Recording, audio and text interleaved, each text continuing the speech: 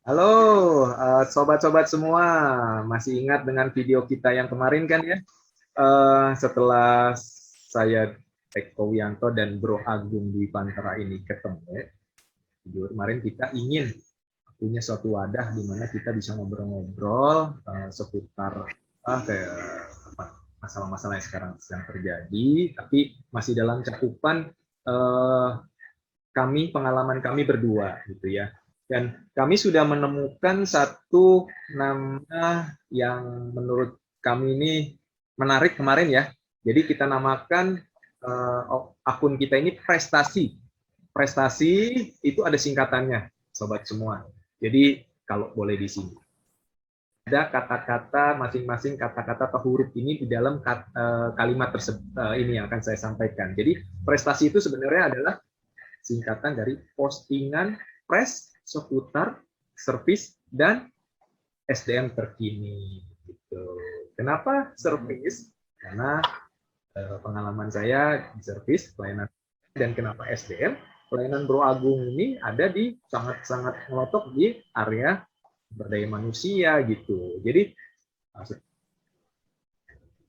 Bro Agung kok kayak nggak antusias. Hmm? Kan kita udah ini ya seneng ya punya prestasi. Kenapa nih? Kok sih kok kayaknya kurang kurang kurang ceria nih hari ini. Kenapa, Bro Agung? Enggak, gue seneng banget ya prestasi udah launch, udah singkatan udah kasih tau sama sobat-sobat semua. Enggak, ini bete aja tadi udah lagi mau kondangan, terus kemudian mau beli sesuatu, kemudian di papan harga sama harga yang ada di barangnya lain, beda. Ya ada gue ngomel-ngomel kan sama si mas-masnya itu. Gitu. Jadi kenapa kok itu bisa-bisa beda yang ditampilin sama yang di struknya mereka kenapa beda? Itu satu. Terus tadi sebelum ke situ juga lewat di pinggir jalan kan ada tulisan tuh, oh harga sekian. Ya udah gue coba berhenti kan. Pas mau beli, Pak mau dong yang ini. Oh bukan, harga yang ini bukan yang di sini, yang mana? Itu ini yang di kolong-kolong. Ya elah, zong lagi kan kejebak gitu. Maksudnya ya itu sorry ya sobat-sobat jadinya untuk diawali agak kurang ceria tapi sekarang udah oke lah. Nah, berhubung ada Bro Eko di sini saya juga mau tanya kenapa sih kok layanan di kita seringkali walaupun nggak selalu ya seringkali kok gitu sih jadi kena zong. Bukankah mereka itu malah bikin orang kapok ya datang ke mereka ya? Iya iya iya iya. Emang sih ya, ini nggak semua sebenarnya kalau melihat ini hanya beberapa orang saja yang melakukan hal seperti ini atau beberapa ini saja ya, beberapa apa ya lokasi gitu ya.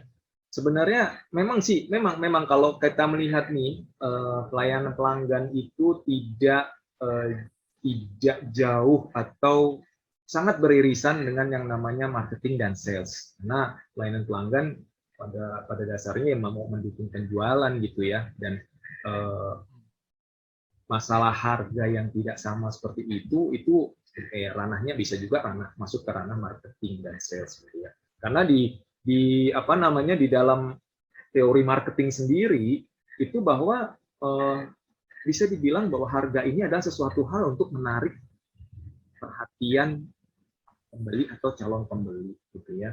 Jadi memang biasalah kalau secara natural kita datang ke suatu tempat pembelanjaan, pertama pasti kita lihat produknya dulu kan ya, fisiknya dulu. Oh, menarik nih. Kemudian kita lihat baru kedua adalah harga. Nah, harga ini juga bisa menjadi satu daya tarik bagi pembeli untuk memutuskan apakah dia mau beli atau enggak barang tersebut gitu ya. Nah, kalau Pro Agung alamin itu ya, saya melihat sebenarnya tujuan mereka itu adalah untuk menarik menarik calon pembeli untuk datang gitu ya. Biasanya ya yang umum terjadi itu apa yang dipampang biasanya lebih murah daripada harga sebenarnya. Jarang kecuali ada beberapa kasus tertentu lah yang kita lihat harga yang dipasang lebih murah dari harga sebenarnya. Tapi biasanya harga yang dipasang lebih mahal dari harga sebenarnya. Jarang terjadi seperti itu. Yang ada adalah harga lebih murah dari harga sebenarnya. Jadi apa yang jadinya timbul di situ adalah kaget ya pembelinya. Karena apa?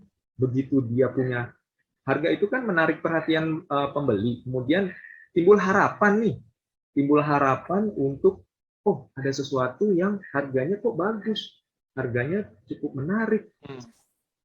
Harapan saya dengan produk yang saya ambil tersebut, harapan saya harganya sekian. Tapi ternyata pas atau kasusnya Bro Agung itu tadi datang terus disampaikan bahwa oh harga yang itu bukan yang barang ini tapi barang yang itu. Nah, bukan yang timbulnya akhirnya ekspektasi pelanggan itu akan menjadi bukannya jadi suatu yang wow, suatu yang akhirnya menyenangkan, tapi akhirnya membuat kecewa. Ya, itu yang gue apa ngelihat wajarlah Bro Agung bete gitu ya, bad mood dengan ini, jadi Iya, betul. akhirnya kepengaruh. Tapi oke lah itu, emang sering terjadi gitu Bro Agung. Itu sih sebenarnya menurut saya ya, dari sisi pelayanan pelanggan itu tidak harus dilakukan seperti itu. Karena itu memang menarik di awal saja. Tapi nanti begitu sudah berikutnya, itu akan membuat orang menjadi kecewa dan akhirnya tidak ujung-ujungnya tidak mau beli lagi, tingkat kepercayaan betul. Penjual tersebut juga menjadi berkurang, ujung-ujungnya apa? Jualan turun, nggak laku barangnya, nggak laku tokonya, gitu. Jadi ya pada akhirnya akan mempengaruhi bisnis dari pengusaha sendiri atau yang punya toko atau ownernya gitu. Gitu sih Bro Agung. Jadi ya memang ya yang lebih parah sih udah malas lagi ke situ kan, udah nggak percaya karena caranya begitu, nggak jujur mereka. Betul. Jadi ya memang kan kalau kita dari dunia pelayanan pelanggan, pastinya satu daya tarik dulu ya, daya tarik terhadap produknya itu seperti apa. Yang kedua product value-nya itu, ini setengah marketing nih ceritanya. Product value-nya bagi si calon pembeli itu bagaimana? Apakah memang value-nya bagi calon pembeli itu cukup tinggi buat dia, misalnya dia perlu banget, atau misalnya barang tersebut bisa membantu memenuhi kebutuhan dia, jadi value. Kemudian yang baru setelah itu berlanjut kepada pricing-nya. Pricing-nya bagus dan ternyata menurut saya ini cocok lah, value of money-nya cocok terhadap produk tersebut. Jadi itu yang membuat orang akhirnya tertarik. Nah, apalagi dengan potongan harga yang menarik, pasarnya sekian, begitu di display kan orang menarik. Nah, baru setelah datang timbullah rasa trust. Karena apa, pada waktu transaksi misalnya memang ternyata sama ya, berarti memang satu lagi ya, dan memang produknya bagus ya. Nah, itu pasti akan membuat daya tarik pelanggan itu untuk datang lagi dan datang lagi. Tapi kalau kasusnya yang seperti Bro Agung, ya mungkin sekali kali ya datang situ, habis itu besok diabaikan tuh, lewat aja gitu kan ya. Ya, bye nggak akan kesana lagi. Nah, Bro Eko, kalau misalnya gini, tipsnya gimana nih untuk para sobat-sobat yang sedang melihat di channel ini? Kalau menurut saya sih ya, jadi apa ya, kita yang pertama kalau kita menjadi penyedia jasa atau penyedia produk gitu ya, kepercayaan pelanggan itu harus menjadi prioritas, atau calon pelanggan ya, jadi prioritas, karena dari situlah nanti akan timbul perkembangan bisnis, pembelian berikutnya. Bisa aja dia datang, kuantitinya makin banyak gitu kan. Sebenarnya yang Bro Agung sampaikan kemarin itu sebenarnya untuk mengundang traffic ya, orang datang gitu kan, orang datang terus tertarik, akhirnya ramai. Kalau misalnya kepercayaan itu dijaga dengan cara yang tadi ya, antara barang harga yang display sama dengan harga jual sebenarnya, nah itu akan paling tidak menambah 1 poin kepercayaan. Tapi jangan salah, nanti masih ada poin berikutnya, barang tersebut dipakai atau misalnya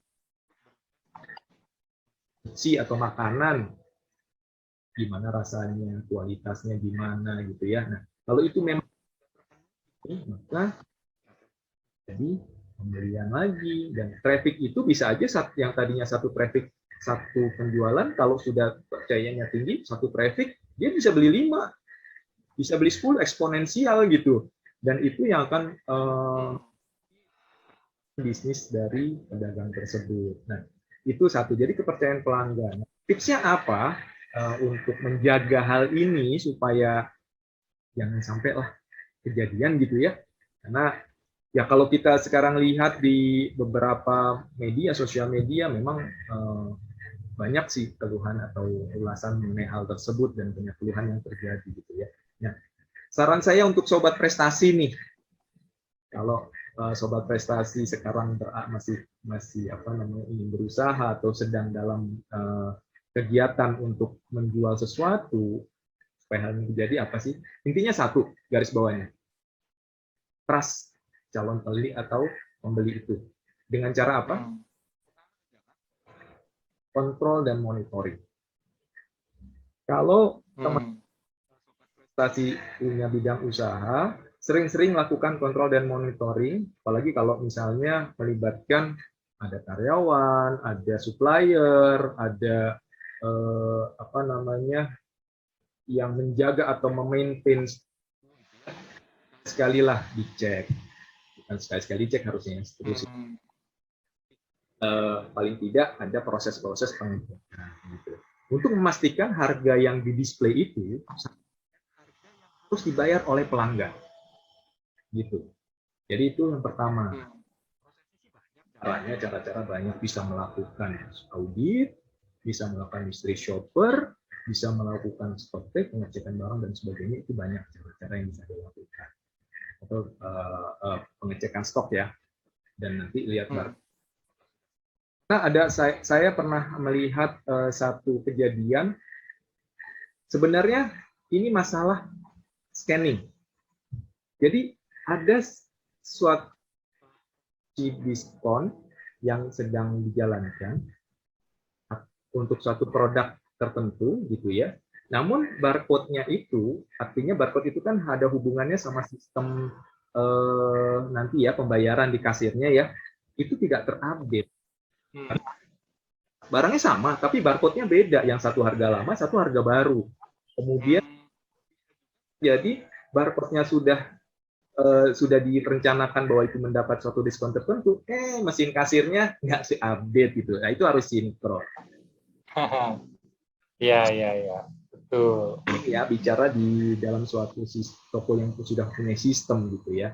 Nah, bagi yang misalnya yang berjualan, misalnya tadi biasanya ada jalan, hendaknya ya, kalau memampang harga yang besar sebagai yang ditulis besar-besar sebagai daya tarik pelanggan, ya barangnya yang harganya value-nya segitu ya ditaruh di dalam yang ini yang benar-benar terlihat, artinya berhubungan, berrelasi ya, ada relasi antara si harga tersebut dengan barang gitu. Jangan harganya di sini, itu ya, sementara barang terdisplay gampang dilihat pelanggan itu justru harganya nggak segitu sebenarnya, lebih dari itu. Jadi inilah makanya itu yang bikin gue emosi.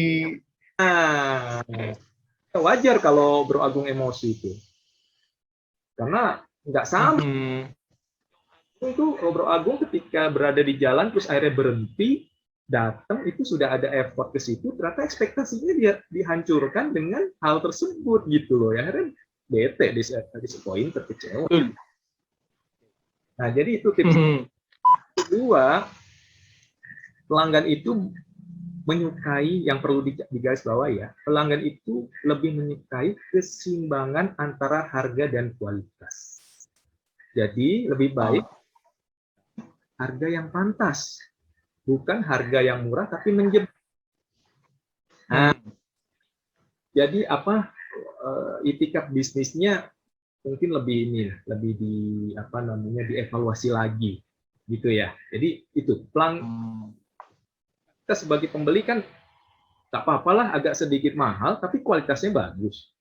Saya bisa nikmatin dan ini punyai nilai yang bisa memenuhi kebutuhan gitu. Baik begitu daripada saya beli harga murah, saya tertarik yang pertama tadi jelek, ternyata pas datang harganya bukan itu, sebenarnya barang yang ditolong, sehingga jadi akhirnya yang dia lakukan beli akhirnya barang yang dikolong gitu ya, tapi akhirnya dia tidak puas dengan kualitas barangnya.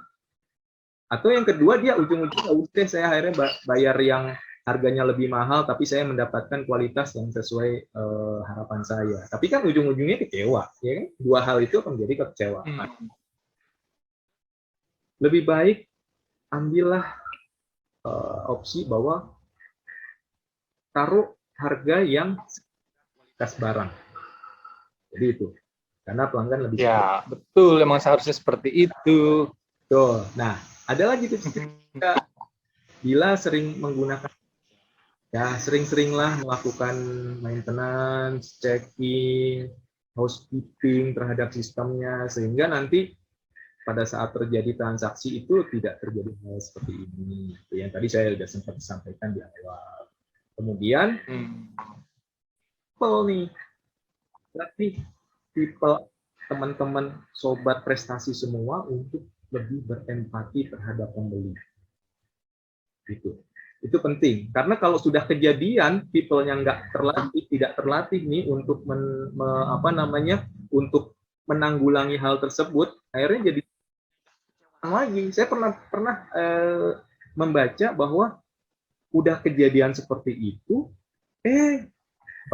petugasnya malah nggak berempati, misalnya bilang, iya Pak, kayaknya memang barcode-nya belum terupdate nih, ininya scan-nya belum terupdate nih, atau ya udah Bapak ambil aja yang ini Pak, yang lain aja barangnya memang harganya segini kok di tempat kasir saya. Loh, kan nggak gitu. Harusnya begitu sudah menerima kejadian seperti ini ya empati, permintaan maaf, kemudian kalau perlu eskalasi ke atasannya untuk tanya nih harga sebenarnya berapa, kalau memang nggak bisa dirubah ya minta, atau kalau memang bisa dirubah untuk bisa menyenangkan pelanggan yang membeli, itu ya diberikan dengan harga yang sudah terdisplay gitu. Jadi ujung-ujungnya pelanggannya nggak kecewa gitu. Jadi empat tips tersebut yang bisa saya share, Bro Agung. Semoga sobat-sobat prestasi bisa memperhatikan hal ini, apalagi yang profesinya menjual jasa atau menjual suatu produk gitu. Gitu. Iya, oke, Bro Eko, makasih banyak ya. Ada 4 tips jadi yang mesti diingat oleh sobat-sobat prestasi ya. Nah, tapi hal ini sangat ditentukan juga situasi dan kondisi yang sedang dialami oleh kita semua ya. Nah, jadi nggak plek-ketik itu harus bisa diimplement. Bisa aja 2 tips, 3 tips, 4-empatnya tergantung dari sikon yang sedang dialami. Oke, terima kasih Bro Eko untuk sharingnya mengenai tips and triknya. Jadi gue udah nggak bete lagi, jadi udah tahu sekarang ya, udah lebih cermat lagi untuk kalau misalnya mau membeli dan melihat display antara yang dipajang sama yang ada di truk. Oke, Bro Eko, terima kasih banyak untuk sharingnya. Untuk teman-teman prestasi, terima kasih banyak udah nonton video kami yang pertama ini. Ya. Saya pesan kepada sobat-sobat prestasi, kalau sobat prestasi punya suatu konsen, saya bilang konsen lah, bukan masalah ya, terhadap SDM atau pelayanan pelanggan, tolong tulis di komen kita. Mungkin kita bisa bahas suatu saat ya. Setuju ya, Bro Agung ya? Ya, betul. Kalau bisa dibahas, tapi paling tidak kami bisa lihat potensi-potensi yang akan kami bahas selanjutnya timbul dari partisipasi sobat-sobat prestasi semua yang sudah menonton video kita, gitu. Itu yang penting menurut saya. Ya. Kita ya, benar nggak Bro Agung? Betul, jadi come up dari kondisi di lapangan seperti apa. Ya, nanti kita akan share pengalaman kami berdua. Semoga itu juga cocok, bisa jadi referensi untuk sobat-sobat semua. di prestasi. Oke, pamit mundur. Saya dengan Agung di sini. Ya, saya dengan Eko Wiyanto di channel Prestasi kita. Prestasi. Sampai jumpa. Wassalamualaikum warahmatullahi wabarakatuh. Assalamualaikum warahmatullahi wabarakatuh. Tetap semangat dan tetap smart, sobat-sobat prestasi.